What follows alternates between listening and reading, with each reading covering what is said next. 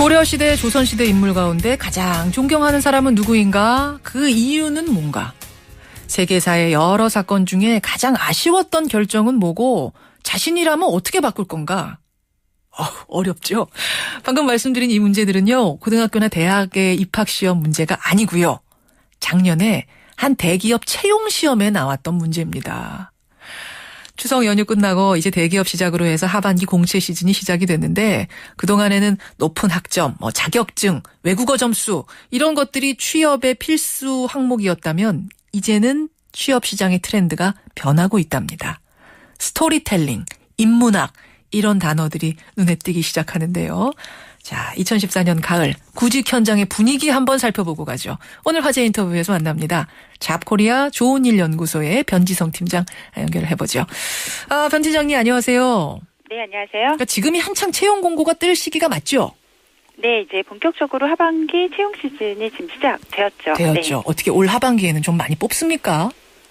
네. 실제 저희 잡코리아 좋은 일 연구소가 이 국내 매출액 상위 대기업 245개사를 대상으로 하반기 4년 대졸 정규 신입직 채용 현황에 대해서 좀 조사를 해봤는데요. 예. 지난 하반기와 비교해봤을 때는 좀 다소 감소될 것으로 보입니다. 줄어들어요. 네. 실제 245개사 중에서 하반기 채용을 진행하겠다고 밝힌 기업이 110여 개사 정도가 됐고요.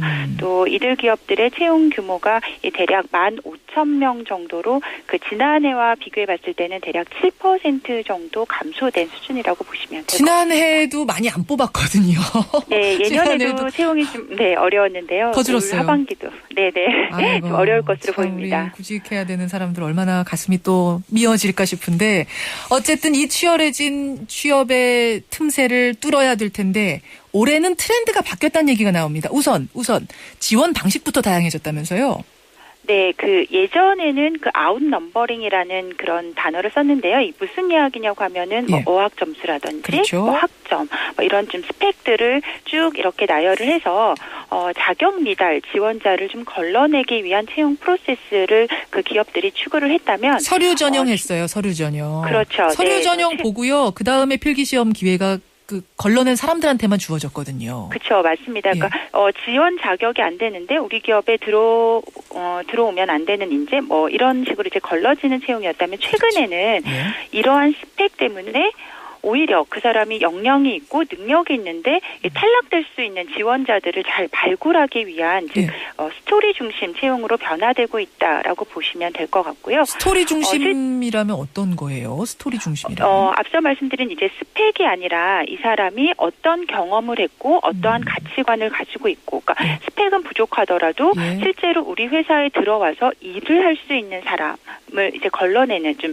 선발하는 찾아내는 그 작업이라고 보시면 될 것 같고요. 그럼 서류 전형 자체 없애고 그냥 바로 오디션을 본다든지 이런 식으로 되는 거예요? 최근에 삼성 같은 경우도 이제 이것을 좀 도입을 했는데 예전에는 서류 전형에서 합격자들에 한해서 인적성 검사 자격이 주어졌다면 최근에는 서류 전형 전에 먼저 인적성 검사 즉 이 사람의 인성이 어떠한지 또 우리 회사에 맞는 사람인지 인적성 평가를 한 다음에 면접 기회를 주는 이런 채용 프로세스로 바뀌고 있다고 보시면 될 것 같고요. 많이 달라졌어요.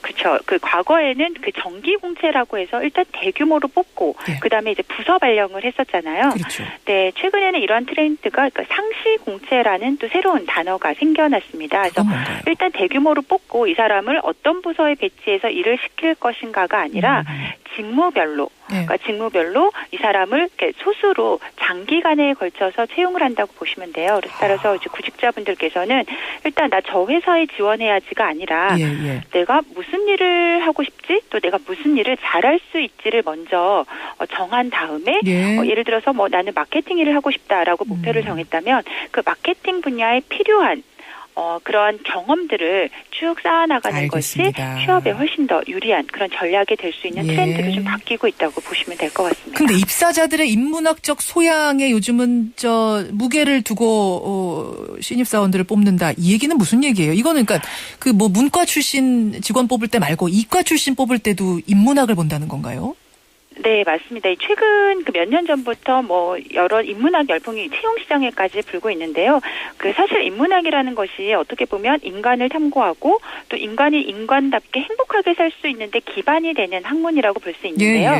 예전에는 그 이공계 쪽, 즉 기술 쪽 인력 채용에는 이 사람이 어떤 기술을 보유하고 있는지를 봤다면 이제는 기업들이 이 기술을 사람들이 잘 활용할 수 있도록 어떻게 그 새로운 뭐 제품이라든지 서비스를 개발할 수 있는 역량이 있는지를 본다고 보시면 될 것 같아요. 예를 들면 어떤 문제가 나와요? 예를 들어서 자동차 회사의 기술직을 뽑는데 이런 문제가 나오더라. 뭐 어떤 게 있을까요?